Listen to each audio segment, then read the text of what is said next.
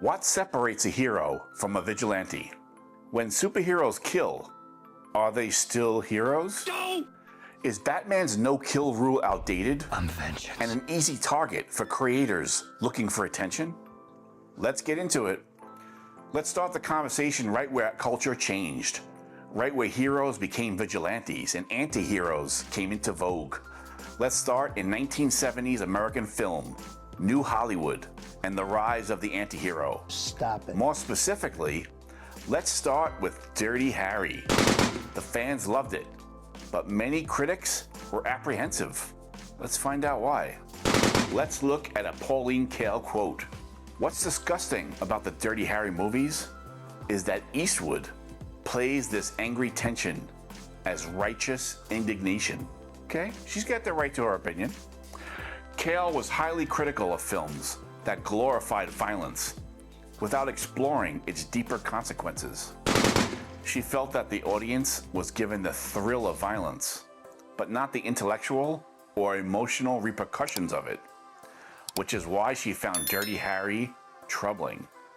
Who was right, the fans or the critic? Does the critic have the right to play gatekeeper, telling the audience what is dangerous for them? And should the critic speak for the audience, stating what they understand and don't understand? To be fair, the critics are being confronted with something very new. These new gritty films with anti-heroes had not been seen before, and it's difficult to comprehend and articulate exactly what's happening in the culture at the time. To make matters worse, these new movies were a hit, so they had to address them. The critics were in a bit of a pickle, put into a corner in a way. Pauline Kael described Dirty Harry as deeply immoral and accused it of embodying fascist medievalism. She referred to the film as a Gestapo movie. I mean, I like that, man. Put that on the poster, right? Whoa. But why was this new thing such a hit? The fans seemed to not overly analyze what was happening, but rather focused on intuition and the emotional impact. They trusted and opened up to it. Something feels right here. Something is new, and they engaged it. The world had changed, and the legal system did not change to keep up with all the changes. New crimes were emerging, and the public understood that new ways were needed to deal with the new crimes. It seems Dirty Harry understood that need, understood the changing times, and delivered a movie that addressed it. It hit the zeitgeist at the right moment. In the personification of Dirty Harry, a concrete solution to a lot of those problems. Were the fans ahead of the curve and correct to like this new narrative? Did we need new ways to deal with the new crime? In the case of Dirty Harry, the new crime being sensationalized was the rise of serial killers. The Manson family, the Zodiac, Son of Sam. They were all over the news. It was a new phenomenon that was all over the media. Was this a new breed of killers? A new threat to society? A new kind of crime that needed a new kind of response? Stop it. Were the fans way ahead of the critics on this one? Let's look at a Dirty Harry clip. He is supposed to catch the killer and turn him over to the authorities. That is the old way. But there is a time constraint on a young girl's life being held captive. Eastwood needs to know where the girl is now. There is no time for the old ways of justice. The slow way, the way where serial killers get out on loopholes. Dirty Harry is the new way. Where's the girl? I said, where's the girl?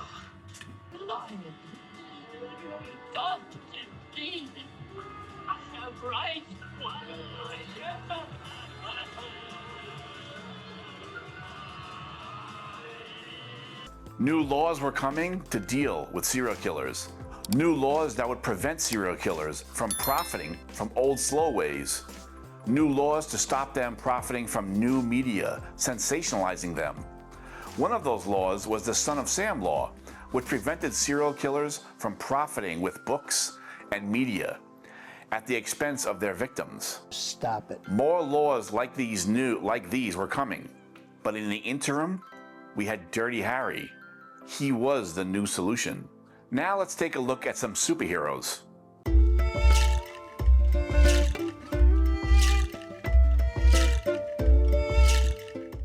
The Punisher starts his career fighting against gangsters and the Mafia. They killed his family and got away with it. The Mafia seems protected by the laws. They have politicians in their pockets, and they escape any kind of punishment. It's a new phenomenon, sensationalized in the 20th century media. It's a group of people that are untouchable. They're a family with connections, living above the law while gaining wealth and power. Some people even idolized it, the Mafia. They have so much power, and when you join, you gain power quickly, unearned. The old laws could not keep up. Movies like The Godfather made them Shakespearean. A new type of way of fighting this injustice was needed, and Frank Castle, the Punisher, fills that need. Where'd they take him? I don't know anything. Fair enough. The glorification of gangsters stops with the Punisher, and he has no fear of standing up to them and bringing swift vigilante justice, guns against guns, an eye for an eye. The Old Testament made concrete in an action-adventure narrative. The gangsters rise through brutal force, and the Punisher sends them back down through brutal force. The laws were not doing their job, and the Punisher stepped in to fill that need. Whoa. The Punisher was created in 1974 and introduced in an older Heroes comic, The Amazing Spider-Man. Spider-Man used non-lethal methods to fight crime, even in difficult situations. Around this time, society was realizing that new ways were needed, especially with new criminals that were organized like the mob. Society began to recognize the Mafia as a new kind of crime and instituted a new kind of law to fight it. The new law was called Racketeering. Racketeering was signed into law by Nixon in the 70s as a way of fighting the mob and the loopholes in the law they were using. After this new way was instituted to combat the Mafia, they were drastically reduced and brought to justice to the point where they were wiped out. But before this law, the Punisher was a personification of that thing that was needed, a new way to combat these criminals, a new idea that could be made concrete and turned into action-adventure storytelling. Superheroes like the Punisher arrived around the same time as Racketeering. I don't think this is an accident. It's in the air. Everyone could feel it, and those who trust their instincts and can channel it into a creative narrative made Dirty Harry or the Punisher. Those who don't trust their instincts felt uneasy and moralized it as something the audience was getting wrong. Many wanted to intellectualize that the masses couldn't grasp the dangers here. The audience that made these characters hits seemed to be in tune with their instincts.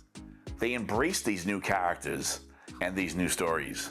But even the co-creator of The Punisher became uneasy in later decades. Decades when the zeitgeist had moved on. Decades when the collective consciousness that the 1970s had tapped into was gone. The problem had been solved. And in later decades, that feeling, that need to fight the mob or to stop serial killers was gone. The mob had been relegated to petty crooks. Comedies were now being made about the Mafia. And new laws addressed the issue, and it wasn't as dangerous anymore as it was in the past. The creators now felt guilty in the 21st century. They took the easy way out. They're only human after all, and they fell back on moralizing and over-intellectualizing it, distrusting their past instincts and distrusting the past audience. It's frustrating because the misuse of it is so blatant. You know, you wonder where these people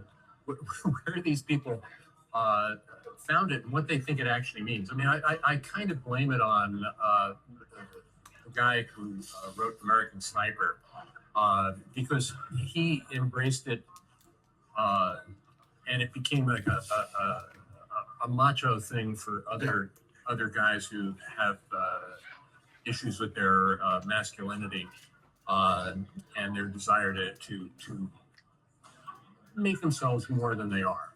Jerry Conway doesn't try to describe what he was feeling at the time in the 1970s. He doesn't describe that society was demanding a new way. Instead, he describes it to the current audience as an outdated idea or a misstep. He's no longer able to explain why it hit with an audience in the past. In the modern climate, the Punisher doesn't fill a need it once did. Or does it? Before the law could combat mob crime, superheroes instinctively filled that need for a new way, and the Punisher provided that new way. Is it something we should be ashamed of as a culture? Why does the current moral trends count more than the past? Is one era taking the other out of context? Should we wait for the future morals to catch up and weigh in before we come to a final decision? And which era should be given the most weight? Dirty Harry would not be so provocative today. His moment has passed, and we've seen it already. But in the case of the Punisher, he did have a comeback. He returned to the modern culture and tapped into a segment of the population again. Recently, the Punisher's symbol became popular with law enforcement and military personnel. The co-creator, not part of those groups, did not understand the enthusiasm. He returned to the trap of over-intellectualizing and condemning his own creation. It's particularly offensive to me because you've got this character who's a damaged guy, who would tell you that he's a damaged guy, that he's an outlaw, that he's a vigilante who's working outside the system because the system failed, and in his eyes. And he does not consider himself to be a good man. He does not consider himself to be a hero. He is an avenging angel, taking out his own personal vengeance on people. He doesn't stand for society. And the idea that people in the, specifically people within the police departments, the military, who are representatives of society, would embrace a symbol of an outlaw, just strikes me as, that should be grounds for immediate dismissal from those positions. It's not to say that I don't think that the Punisher has heroic qualities, and that he doesn't represent something fundamental in the American psyche. It's just that he's an outlaw. Yeah. He will tell you himself he's not a good guy. Yeah. So if you're embracing that, you're telling the rest of the world you are an outlaw and not a good guy. So I don't know why you would want to announce that unless you're completely misinformed, or you are in fact an outlaw and a bad guy. Right. So if that's what you embrace. Once again, the fans seem to be ahead of the curve, and they are reprimanded for it. But those who get lost in overthinking trick themselves into believing they hold the moral high ground. It's a trap! Unable to celebrate the aesthetics of swift justice in various situations. That new audience in law enforcement and military personnel deal in an environment where there is no moral justification most of the time. There's lots of chaos, lots of gray area. People randomly get killed. The person in the right sometimes loses. Bad people stay in power, etc.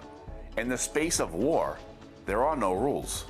In this space, in this environment, the need emerged again for someone to deliver swift justice and to make things right by using the force which dominates the no-rules underworld and the space of chaotic war. This new niche audience engaged the Punisher, used his symbol, and were completely entertained by the idea. They surrendered to their instincts and how good it felt to deliver swift justice. The actor playing the Punisher, John Bernthal, even felt it and surrendered to it. Frank's very much in my heart, and I'm eternally grateful to get another crack at him. And I just want to say to the members of the law enforcement community, and ladies and men who serve this country in our military, and to the comic book fans that Frank belongs to, who just we're going to do our best to get it right, and I hope you guys dig it. The Punisher matched guns for guns and might against might. in the underworld with criminals. This intuitive way of fighting gangsters as they fight is felt by the audience, who don't overanalyze. But this violent way of dealing with the problem is cause for concern and confusion by those who over-intellectualize, like the critics. But who is right here? In the 1970s, the vigilante filled a need. He was a solution made concrete, an idea that new criminals and new crimes demanded new laws and new ways of punishing them. A Dirty Harry movie today would not be so satisfying. The need has been met and the zeitgeist is long gone. And who says that? It's the law. Well, then the law is crazy. But in some smaller sections of society, the vigilante still taps into a feeling of what if. All right, guys, let me see if I can wrap this up. What separates a hero from a vigilante? A vigilante takes justice into his own hands and serves as judge and juror. A hero defers to the justice system of his day, turning over criminals to the system and providing them with a slower, civilized judicial system. But in the absence of new ways to fight newer crimes, can vigilantes fill that void? For that interim period or new gray area that emerges, can the vigilantes tap into a zeitgeist and become heroes? When a character like Batman is confronted with a new type of crime that the justice system is not prepared for, is the no-kill rule outdated? Does a Batman seem ill-equipped when confronted with ultra-modern concepts? Should a no-kill comic book character avoid these newer problems? Does it just not quite fit? And finally, do some creators present modern problems against no-kill superheroes to appear more clever than they actually are? No! Why not send a vigilante for these situations? Is it a cheap way to get attention? Should Superman lose to a drug cartel because of a legal loophole? I mean, why not let the Punisher take care of it? All right, guys, let me know if I missed anything in the comments below. Thanks so much for watching, and I will see you next time. It's a trap!